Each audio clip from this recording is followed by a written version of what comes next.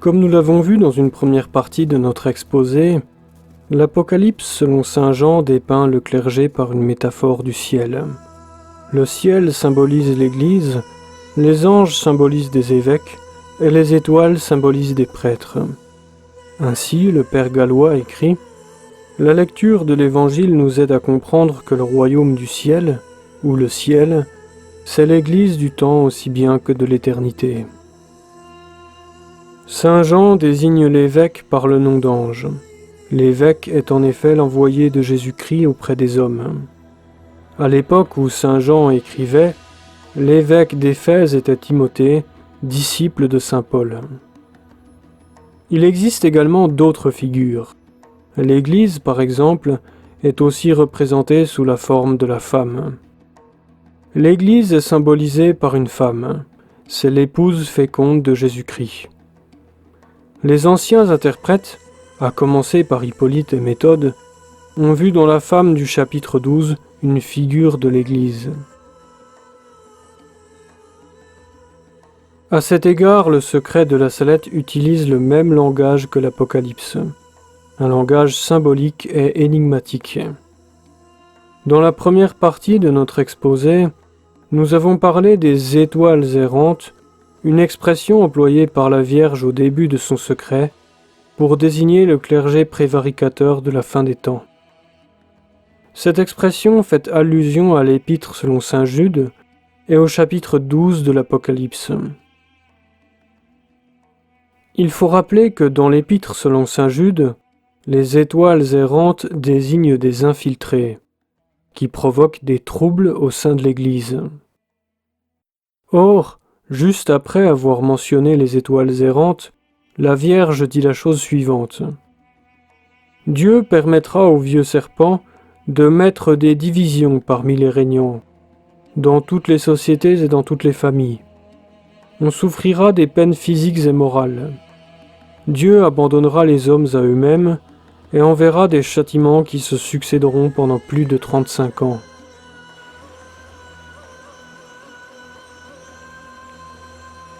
Le terme de division n'est pas choisi au hasard. C'est encore une allusion à l'épître selon saint Jude, où les infiltrés, que l'apôtre compare à des étoiles errantes, sont accusés de provoquer des divisions dans l'Église. Notre-Dame de la Salette cherche donc à nous faire comprendre que le clergé prévaricateur devait causer ce même genre de maux à la fin des temps. Mais quelle est cette période de plus de 35 ans dont parle Notre-Dame de la Salette? Et pourquoi dit-elle que Dieu abandonnera les hommes à eux-mêmes?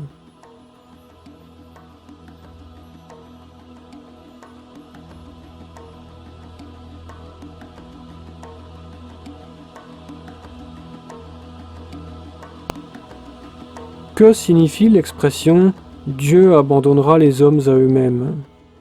Dans les Saintes Écritures, en Matthieu chapitre 28 verset 20, le Christ nous dit « Je suis avec vous tous les jours jusqu'à la fin des temps ». Alors comment réconcilier les paroles de Notre-Dame de la Salette avec les promesses du Christ? Pourquoi et de quelle manière Dieu nous abandonnerait-il? C'est ce que nous allons voir au cours de notre exposé.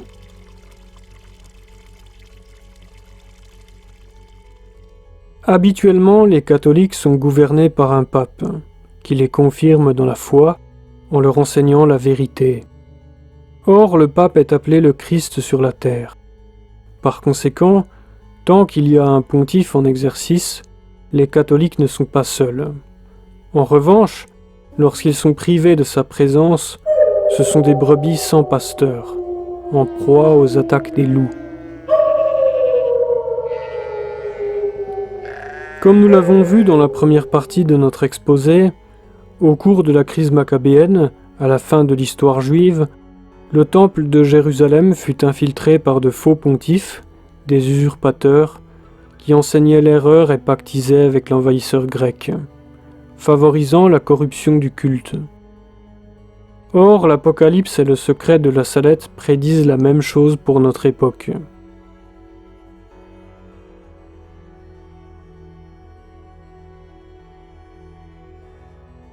La plupart des catholiques croient que l'occupant actuel du Vatican est un vrai pape.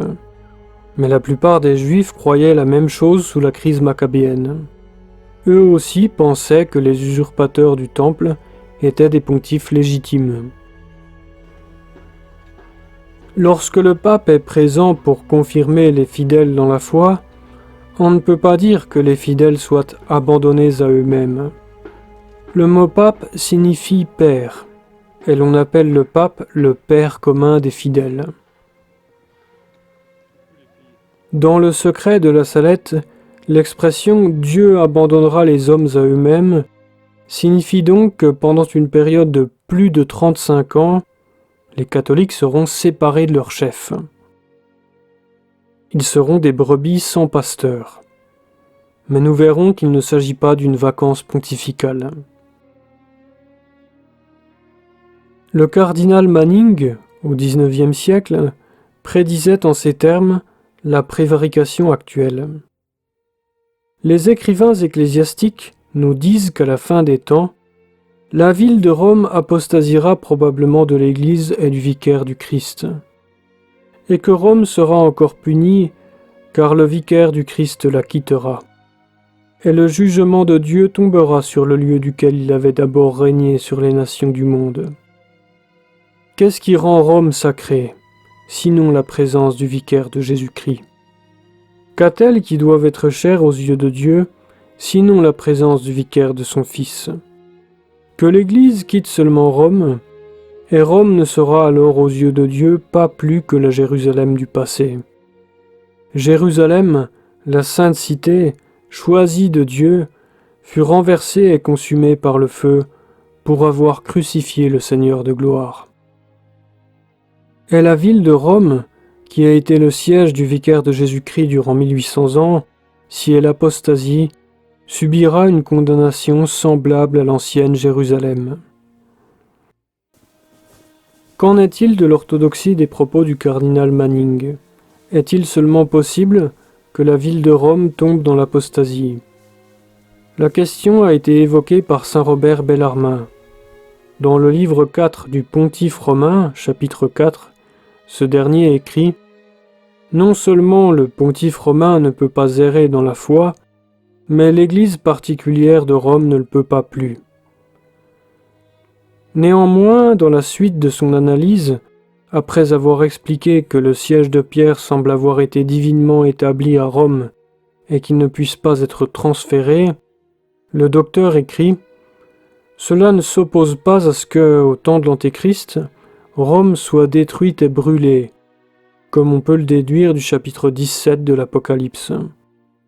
Car cet événement ne se produirait qu'à la fin du monde, et en outre le souverain pontife est appelé le pontife romain et survivra quand même il ne vivrait plus à Rome, comme il le fit sous Totila le roi des Goths. Par ailleurs, Augustin et beaucoup d'autres commentateurs de ce passage disent que ce n'est pas Rome qui sera brûlée, mais la multitude des impies, c'est-à-dire la cité du mal. En d'autres termes, même si l'Église locale de Rome est indéfectible, cela ne s'oppose pas nécessairement à la destruction physique de la ville. Et plus encore, on voit que la survie du pape est considérée par Bellarmin comme une garantie de l'indéfectibilité. Par conséquent, si son clergé venait à prévariquer, ce qui est le cas actuellement, il suffirait que le pape fût en vie pour que l'indéfectibilité fût sauve, y compris dans l'hypothèse où le pape ne serait plus présent dans la ville de Rome. À cet égard, la phrase de Bellarmin est très importante. Le souverain pontife est appelé le pontife romain et survivra quand même il ne vivrait plus à Rome. Il faut donc insister sur le fait qu'en cas de défection générale du clergé romain, la survie du pape constitue une garantie de l'indéfectibilité. Monseigneur Fenton, un évêque qui a connu le Concile Vatican II et les troubles du modernisme, a publié un très bon article sur l'indéfectibilité de l'Église locale de Rome. Je l'ai traduit et il est disponible gratuitement sur Internet. Cette doctrine est relativement peu connue dans nos milieux traditionnalistes. au point que les sédévacantistes de l'entourage de Louis Hubert Rémy, lorsqu'ils en ont fait mention, l'ont confondu avec la doctrine de l'indéfectibilité de l'Église universelle. Or, Monseigneur Fenton ne parlait pas de l'Église romaine en tant qu'Église universelle, mais bien de l'Église particulière de la ville de Rome. En vérité, il n'est pas surprenant que les amis sédévacantistes de Louis Hubert Rémy se soient sentis perturbés, car leur position théologique n'est pas conciliable avec cette doctrine. Ils ont donc préféré interpréter Monseigneur Fenton de travers, en y voyant un rappel de l'indéfectibilité de l'Église universelle, plutôt que d'y voir un exposé doctrinal sur l'indéfectibilité de l'Église particulière de Rome. Notre but ici n'est pas de transformer notre exposé en dissertation théologique, mais ces considérations sont nécessaires pour comprendre la suite de nos propos et démontrer leur orthodoxie. Résumons les points à retenir. Premièrement, l'Église de Rome n'est pas seulement indéfectible en tant qu'Église universelle. Elle l'est en tant qu'Église particulière.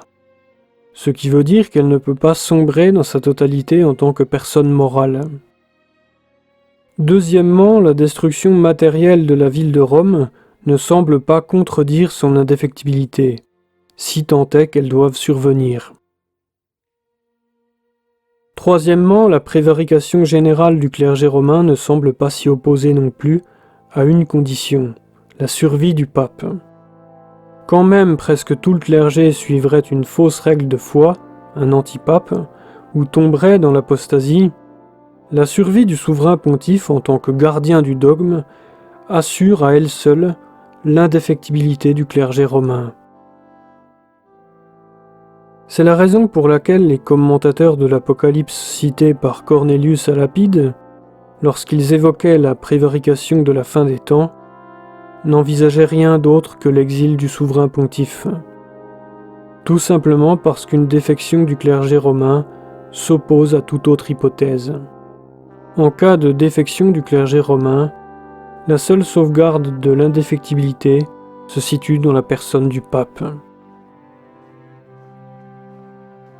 Plusieurs écrivains ecclésiastiques ont évoqué l'apostasie de Rome, mais ils se sont souvent représentés les événements actuels sous la forme d'une persécution physique. Or, comme nous l'avons expliqué au cours de la première partie de notre exposé, l'Apocalypse prédit deux phases distinctes. Une persécution insidieuse avec l'infiltration de l'Église, puis la persécution physique des chrétiens par l'Antéchrist. Pour le moment, nous en sommes encore à la première phase. Citons les commentaires rapportés par Cornélius à Lapide. Rome, au dernier temps du monde, retournera à son ancienne idolâtrie, à son pouvoir et à sa grandeur impériale. Elle chassera son pontife, apostasiera la foi chrétienne, persécutera terriblement l'Église et répandra le sang des martyrs plus cruellement que jamais. La femme est la grande cité qui règne sur les rois de la terre. Par quoi on doit entendre la Rome impie, telle qu'elle était à l'époque de l'apôtre Saint Jean et telle qu'elle sera de nouveau à la fin du monde. Nous confessons avec Bellarmin que le peuple romain, peu de temps avant la fin du monde, retournera au paganisme et chassera le pontife romain. Cornélius à Lapide en dresse la conclusion suivante. De chrétienne qu'elle était, la ville de Rome redeviendra païenne. Elle chassera le pontife chrétien et les fidèles qui le suivent.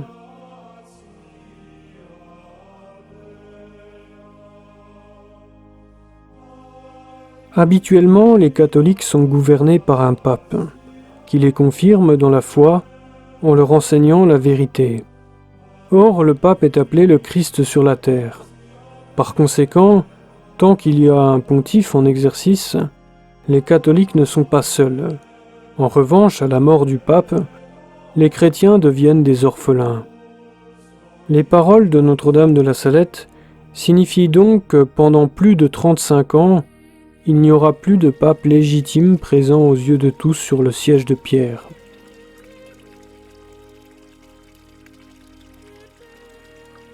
Telle est la signification de l'expression employée par la Vierge. Dieu abandonnera les hommes à eux-mêmes. Cela ne signifie pas qu'il n'y ait plus de pape vivant sur la terre, comme nous le verrons dans la suite de notre vidéo. Mais le vicaire du Christ n'est plus présent à Rome sur le siège de Pierre. D'où les paroles de la Vierge, quelques paragraphes plus loin. Rome perdra la foi et deviendra le siège de l'Antéchrist. En Saint Matthieu, chapitre 26, verset 31, Jésus dit « Je vous serai à tous cette nuit une occasion de chute, car il est écrit « Je frapperai le pasteur, et les brebis du troupeau seront dispersées. » Lorsque le Christ a été arrêté, ses disciples se sont trouvés désemparés et dispersés. Or, par une disposition de la Providence, l'Église devait suivre la voie de son divin Maître. Nous vivons actuellement la passion de l'Église. Si la foi était toujours enseignée du haut de la chair de Saint Pierre, l'Antéchrist ne pourrait pas se manifester au monde. C'est la raison pour laquelle le diable a fait parvenir sur le trône du chef des apôtres un usurpateur qui enseigne l'erreur. Et Dieu l'a permis à cause des péchés des chrétiens. À la seconde épître aux Thessaloniciens, Saint Paul déclare qu'il n'y a qu'une seule chose qui retienne l'Antéchrist. Beaucoup de prêtres et auteurs des 2 derniers siècles y ont vu une allusion au pape. L'Antéchrist ne pourrait pas apparaître dans une période où l'Église est puissante, avec un pape légitime qui enseigne la vérité au monde. D'où la crise ultime en 2 étapes, telle qu'elle est exposée au chapitre 12 de l'Apocalypse. Le règne de la contre-Église, c'est-à-dire de l'Église moderniste, sert de préparation à l'avènement de l'Antéchrist. La sécularisation des États, l'abandon de la pratique religieuse, qui correspondent à une apostasie presque générale, vont permettre la venue de l'homme de perdition à plus ou moins brève échéance. Mais quelle est cette période de plus de 35 ans dont parle Notre-Dame de la Salette ?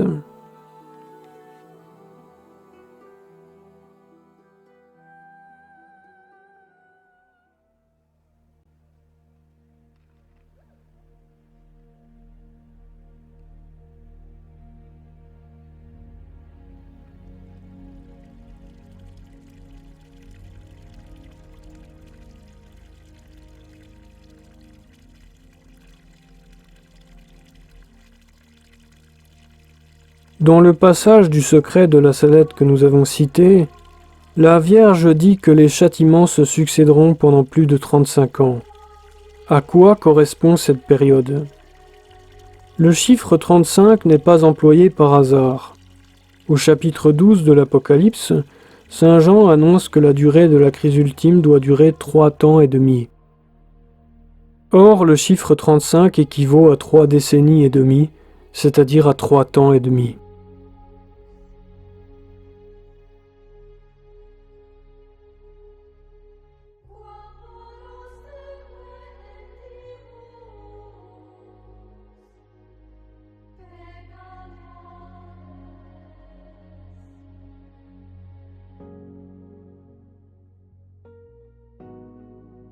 Souvent, les commentateurs ont adopté une interprétation purement littérale des 3 durées qui figurent dans l'Apocalypse. Ils ont écrit que le règne de l'Antéchrist durerait 3 ans et demi. Et nous l'admettons volontiers, sauf que le texte ne mentionne pas seulement le règne de l'Antéchrist. Comme nous l'avons expliqué précédemment, il mentionne également le règne de la fausse Église, qui constitue une période préparatoire. Ce sont les 2 combats du dragon, le combat dans le ciel et le combat sur la terre.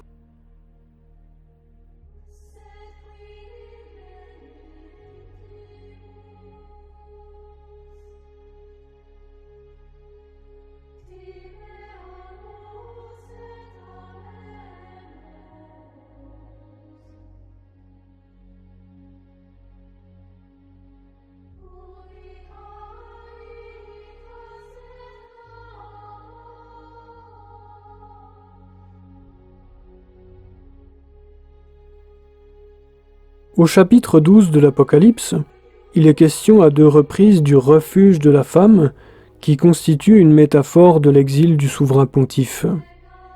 En d'autres termes, d'une translation de l'Église.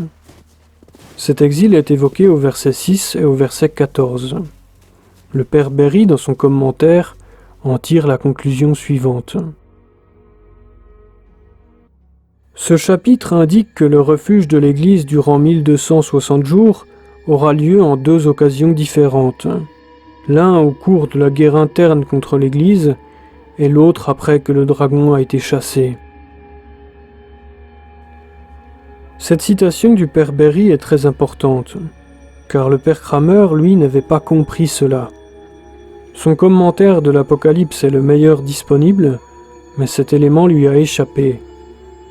Dans le secret de la Salette, Notre-Dame cherche à nous faire comprendre qu'il ne faut pas uniquement compter la période du règne de l'Antéchrist, mais la période préparatoire.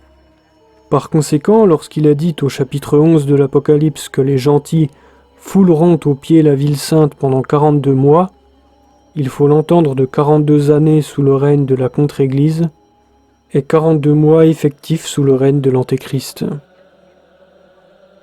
Ces 42 années du règne de la fausse Église correspondent à la période de plus de 35 ans dont parle Notre-Dame de la Salette.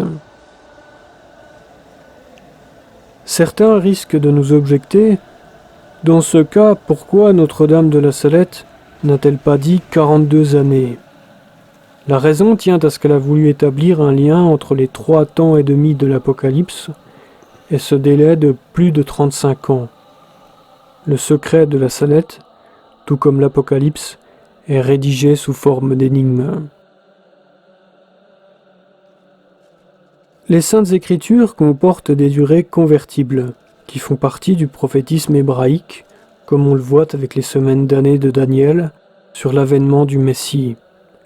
Ce ne sont pas des semaines de jours, mais des semaines d'années. C'est la même chose au chapitre 12 de l'Apocalypse.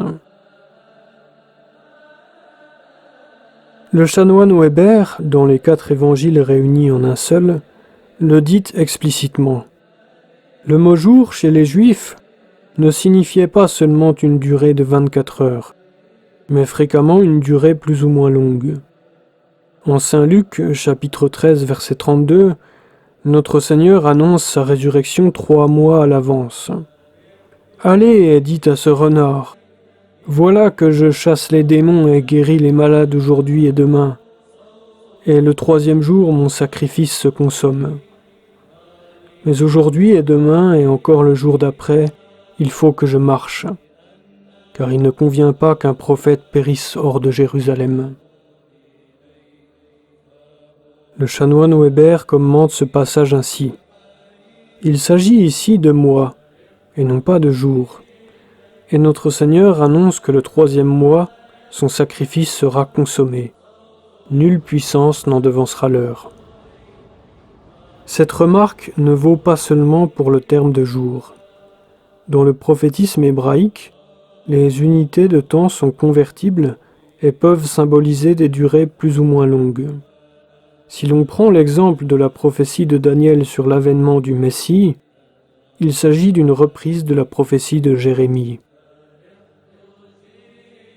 Le prophète Jérémie avait prédit la désolation de Jérusalem durant 70 ans et la fin de la captivité à l'issue de ce délai, suite au décret du roi Cyrus autorisant le retour des Juifs et la reconstruction du temple.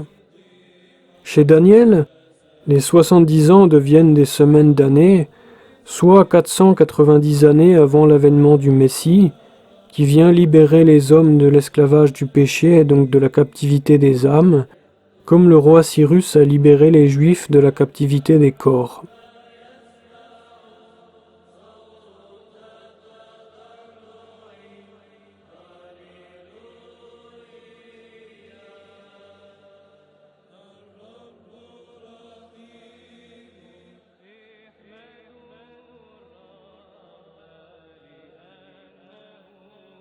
Le père Hermann Bernhard Kramer, dans son commentaire de l'Apocalypse, s'était interrogé sur la possibilité que les 42 mois du chapitre 11 s'entendent en années.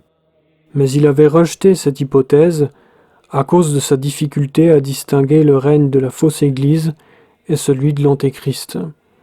Contrairement à son devancier le père Berry, il avait une compréhension un peu moins bonne de la notion de prostituée dans l'Apocalypse, qui désigne une parodie de la véritable Église. Dans un autre passage de son commentaire, le père Kramer commet la même erreur à propos de la durée de l'invasion des sauterelles du chapitre 9. Pour comprendre le contexte, il faut savoir que ce chapitre décrit l'avènement de la révolte protestante avec son cortège d'hérésies.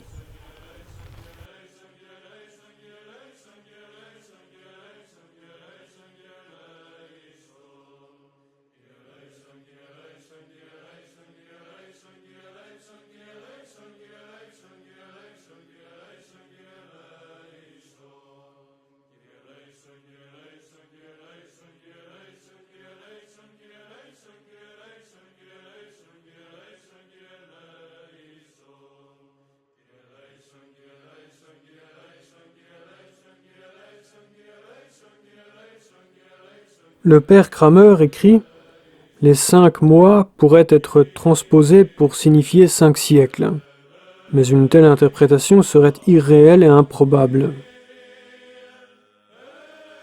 Contrairement à ce que dit le père Kramer ici, non seulement cette interprétation n'a rien d'improbable, mais c'est la plus logique. À l'époque de l'apôtre Saint Jean, une invasion de sauterelles durait 5 mois. C'était l'un des pires fléaux naturels, car ces insectes ravageaient les cultures. Comme l'explique le père Kramer lui-même, il s'agit d'une allégorie représentant le fléau des hérésies protestantes qui ont provoqué dans l'ordre surnaturel les mêmes ravages que ceux des sauterelles dans l'ordre naturel.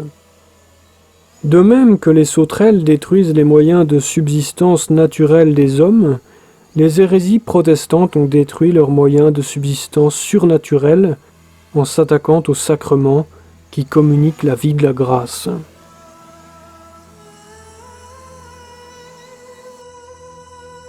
À partir du chapitre 9, on entre dans la période de la fin des temps au sens large, c'est-à-dire dans les derniers siècles de l'Église.